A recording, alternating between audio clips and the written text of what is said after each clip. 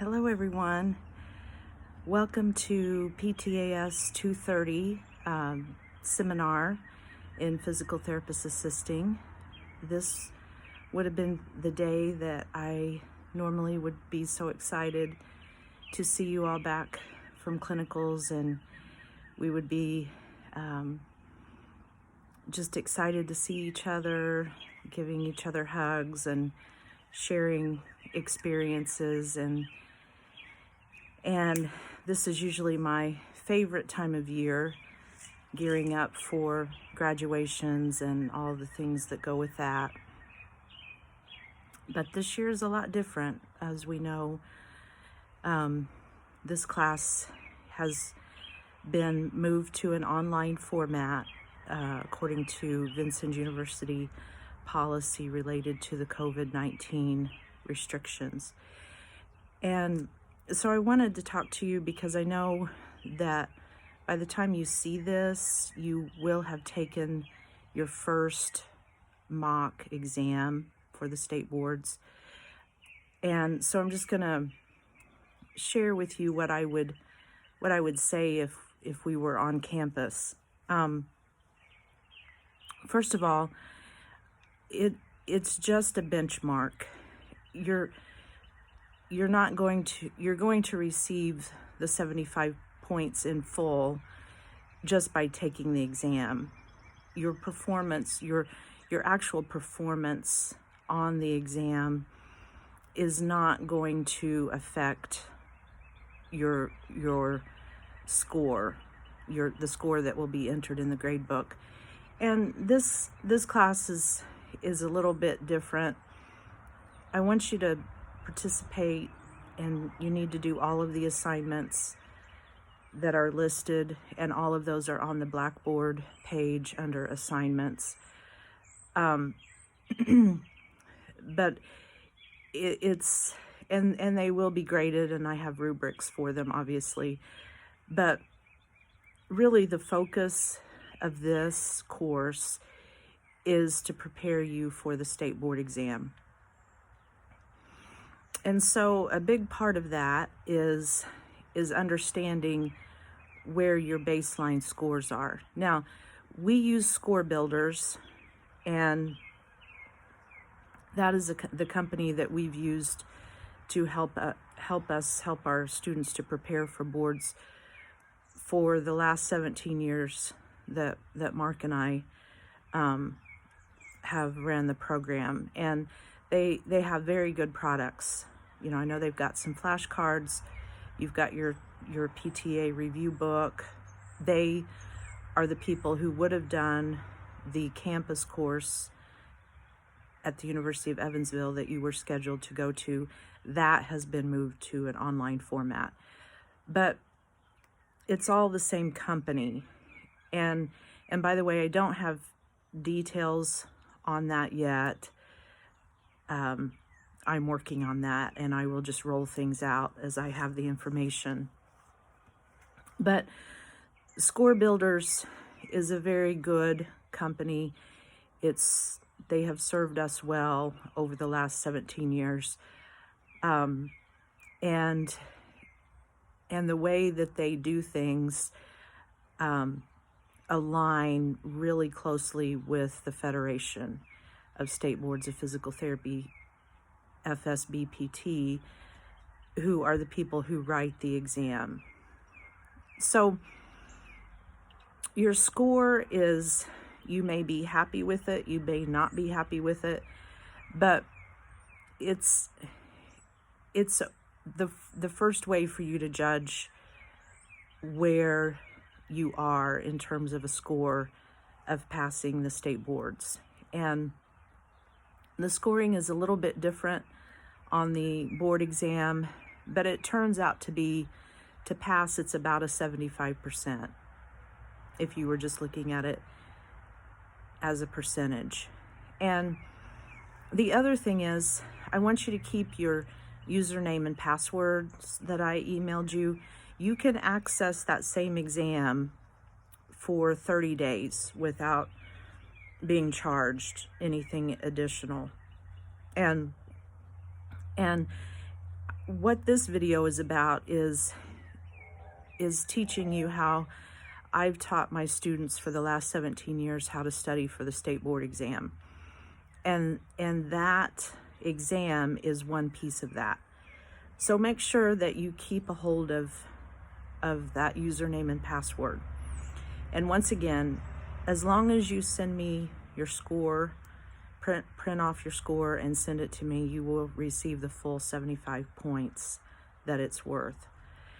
Now, the other thing about score builders is that after you take the exam, they will break all of those content areas down. And they grade them in, I think, like a poor, fair, or good category. And so you'll see your breakdown of the questions that you took for musculoskeletal, neuromuscular, all the different systems, and then they break it out into content areas as well. So you will know, when you're seeing this video, you've already taken your exam, you will know exactly where you stand, and that's very important. That's what we want right now. And so this video is going to be pretty short, but it's how I think you should prepare for the exam. It's kind of the formula that I've used or taught my students over the years. The thing about all of this, if we were on campus, I would be there to support you, to talk with you, to help, individually, and I can still do that. But everything is, it has to be virtual. So it's just like I told the freshmen, I feel like there's more of a onus on you as the student. All of the information is going to be there. All of the content, I guarantee you, is there. But you have to keep yourself motivated, and you've got to I'm not going to be there like I typically, could be, to say, hey, how about this? Or why don't you go take a look at that? So a lot of it is, but it always falls, at this point in time, it all falls onto your shoulders anyway. I just see myself, as I've really always seen myself, as a facilitator. So I would suggest, first of all, that you stay in your groups, that you stay in the same study groups that you utilized on campus. Those are effective. So keep virtually in your groups. You can't see each other, or you're not supposed to see each other, or at least be within 6 feet of one another with the COVID restrictions. But stay in your groups. Now, I talk about a 3-tiered approach to studying for the state boards. And these are my 3 tiers. First of all, the textbook, your PTA Review Score Builders textbook. I'm sorry, I don't have my calendar in front of me, but the date of the exam is the 1st of July. I want to say it's like the 7th or 8th or 10th, something around that time, but I'll be talking to you about how to apply for the exam, and I'll have the date. If you want to look it up, you can go under fsbpt.org and look for the PTA exam date in July. The April one was canceled because of the COVID stuff. I'm really hoping the July ones stay where they are, and we're going to work toward that end. So what I would do if I were you is sometime within the next week, I would count out the days and the weeks from, say next Monday until the Friday before the test. And then the first tier is your textbook, and divide it up into tabs. If you start, you're preparing to run a marathon here. And let's face it, you haven't been in the classroom since December. So your endurance for this stuff may have wavered a bit. And so, as with everything, don't wait until the last minute. You've got to prepare for this. As much as I've taught the content, as many times as I've reviewed state board questions, if I really had to take this exam, I would really have to study for it. And so if you fail to prepare, then prepare to fail. Seriously, it is a big deal. And so, don't try to cram a week before the test. You will not do well.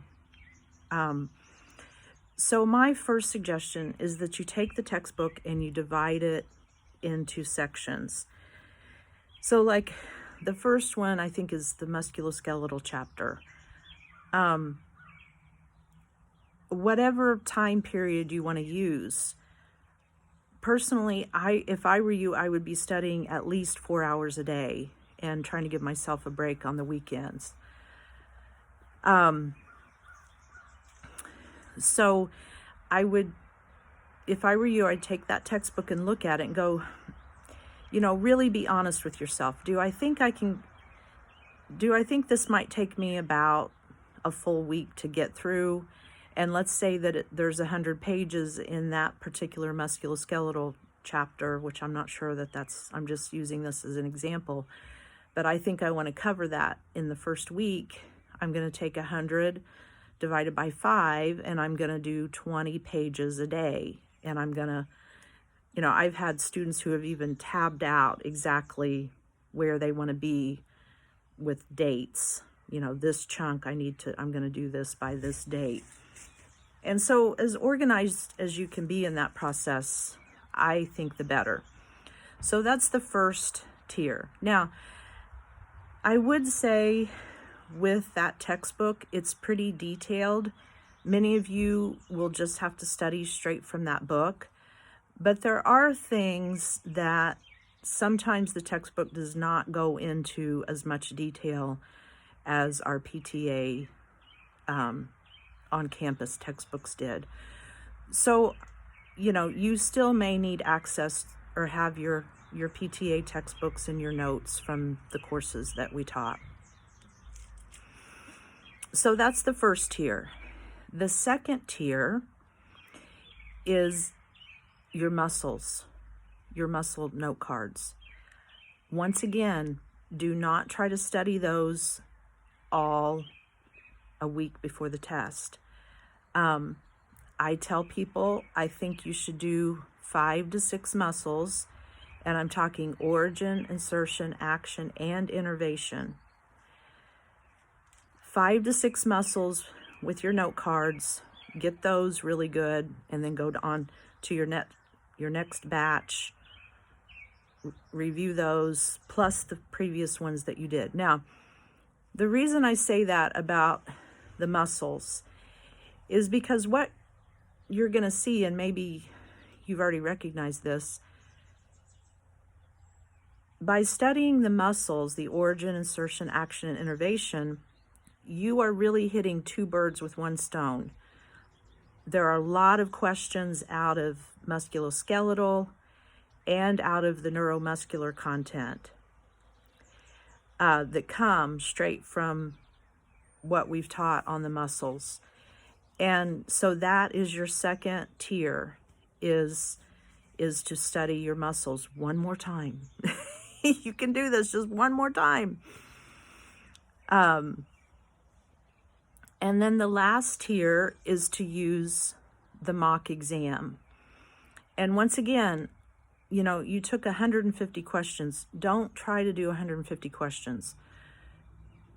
You've got to run a marathon here, and you're only used to sprinting at this point.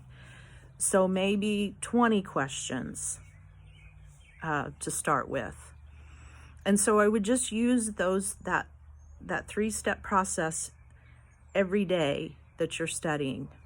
Use your textbook with, however many pages you want to do that day, then do your 5 or 6 muscles, and then do your exam questions. Now,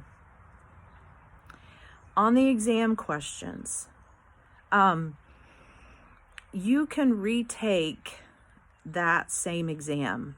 You have access to it. You can do a second attempt. But it won't be a valid measure of your performance. As soon as you've taken one exam, your score is only valid for that attempt. But you can use it just to see, if you've improved your score. But what I like to do with the exams is, and we'll try to do a little bit of this, hopefully, if I can get the technology to work for me. But when you're studying, don't focus on the correct answer. Focus on the incorrect answers and why. Look at every single answer and why is that not the correct answer. That's how I've taught my students to study for it over the years. Don't focus on the correct answer. And so, kind of like we did in 210, when I would do some of those reviews before exams, that's the method that I've used over the years, and it seems to have worked. Now, the other thing about the exams, you've taken one this first day, and then you're going to take another mock exam on the very last day of seminar, which will be the 30th or something like that. That will be a different exam. But in these 3 weeks, 2.5 weeks, you can start studying and you can see if your score has improved. And sometimes the mock 2 exam scores will be a lot better, even if that person hasn't studied very much yet. But just by nature of getting used to taking these questions, learning how to take these exams, your score will get better. And just from kind of a correlation study that we've done, it seems to be that those people who hit a 55 to 60 or above on the second mock exam go on to do well on the actual exam. People who score below a 50% really have to do a lot to get where they need to be for the boards, the actual boards. So you can kind of keep that in mind. That's a goal for you to shoot toward. By the second mock exam, I would like to see your scores in the 60 to 65% range. Really, if you're in the 65% range, you're within about 10 or 12 questions more to get right for passing. So that's a good place to be. Typically, the national median score is around 64, 65. So that's where I want you to shoot for in the next 3 weeks. But I don't want you to take any other exams during this period of time. With the textbook, I think you've got access to 3 other Score Builders exams. You're going to want to save those, because once we're done with this, then you're going to have May and June before the big exam in July, and it's just like a stopwatch if you're running and timing yourself. Those next 3 exams are going to be where you'll take those intermittently about every 3 weeks in May and June to see where you are. And then the very last step for the process is that you take the PEAT. It's the PEAT, and that is a practice exam that, once again, you have to purchase through the Federation, fsbpt.org. our students in the past have split the cost. I can't remember the cost, but even if 3 or 4 of you go in on it together and you each have access to it, that is the Federation who is writing that practice exam, not score builders. They are the real people who are writing the real exam. And so I always recommend that people take the PEAT about a week before the date of the exam, and you will have a very good idea of where you are and where else you need to study. Now, the thing with this exam is it's an overall score. It's not that you have to score 75 in each area. It's a full score. So I generally say, you can strengthen what is already strong, or you can strengthen what is weak. But you want to hit, it's got to be 75 for the whole thing.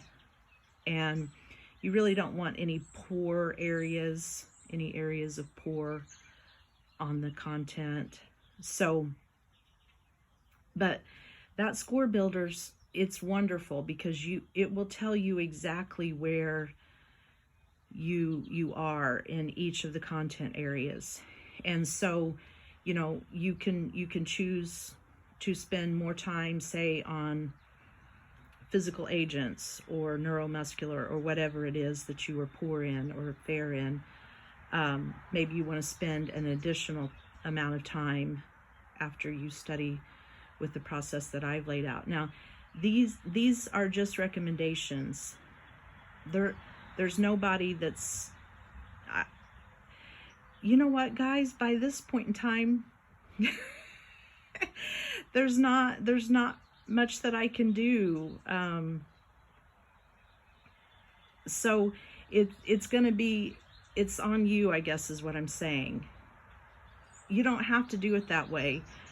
I'm just saying that that's the method, that's the sort of formula that I've used over the years with my students. But I can tell you that, over the 17 years, I've had close to 300 students. Maybe 10 of them never really even, they took it once or twice and they just didn't do it ever again. Very small percentage. Probably another 10 had to take it 3 times.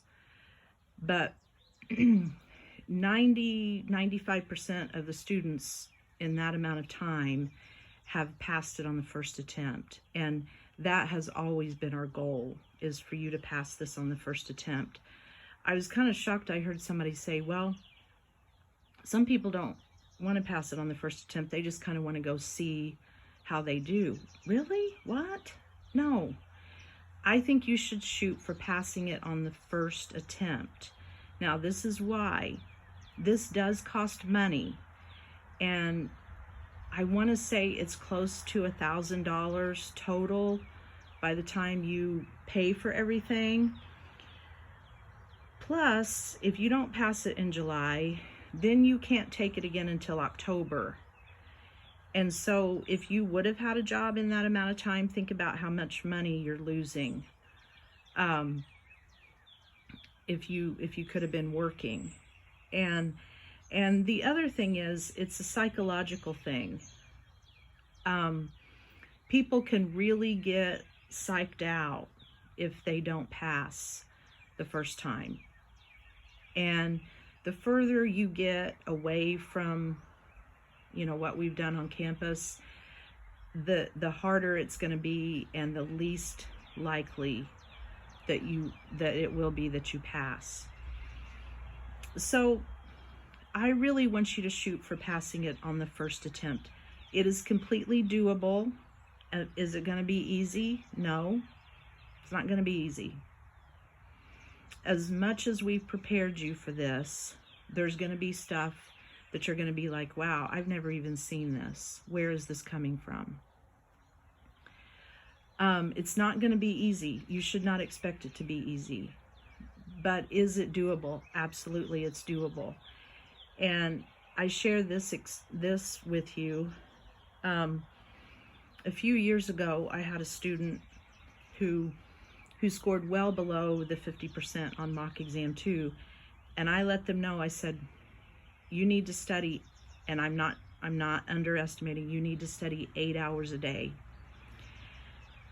And that person had scored the lowest on the mock exam for that class. Well, they did what I laid out, a plan, and that person carried it through and passed the board on the first exam. And actually there were 2 people who had scored higher than he did who did not pass the first attempt. They did pass the second attempt. So it's up to you. It's how much you put into it. I was always like, you know what? I've got to pass this because I'm poor. When I finished college, I don't have any money. I'm dirt poor at this point in time. I don't want to work at Pizza Hut anymore. I'd worked at Pizza Hut, McDonald's, whatever. Don't want to do that anymore. I'm ready to be a therapist, and I want to start my life. And I think sometimes money is a big factor. Make it your focus. You've got a few more months. Hopefully your family will understand. If you want me to, and that's usually what I do at the PTA reception. I say, please let your person believe them when they say they've got to study. The weather's gonna be starting to get nicer. It's gonna be very tempting to not study, but you don't want your life held up from this. You want to get this done. I joke on campus, and hopefully you know that I'm really just kind of kidding, but I'm kind of honest. Don't get a new boyfriend or girlfriend until after July. And oh, I'm so bad. I know I'm bad, but it's true. I've had people who didn't pass and they were broke up by July 4th. It's like, why did you spend all this time on this relationship that if that's a good relationship for you and that is something that is meant to be, it's going to be there in July. So try not to get sideswiped by life. But I'm telling you, it's going to be tough. There's all kinds of distractions. Now you guys are maybe a little bit better off because nothing's open right now, and I don't know if it's going to be. But please spend the time and just get it done. You all are very, very capable of doing this on the first attempt. You've got all these practice exams. There's no need to go in there and wonder what the exam is going to look like. You're going to know what the exam's going to look like. So, I'm just putting my plug in one more time. Let's do this. I have confidence in you. The record shows that coming from Vincennes University, passing our classes, getting where you are, you should be able to do this. Not going to be easy, but it is doable. So that's sort of my introduction video. I hope you all are doing well. My gosh, I miss you. This has just been such a weird experience doing these videos and all this stuff. I do want to try to have the PTA graduation reception just as soon as we can on campus. I think that's important that we come together again one more time and have some closure and just celebrate what we've been through, what we've accomplished. So take care. I will be releasing more videos throughout the next 3 weeks. You know how to get in touch with me if you need anything. Have a great week.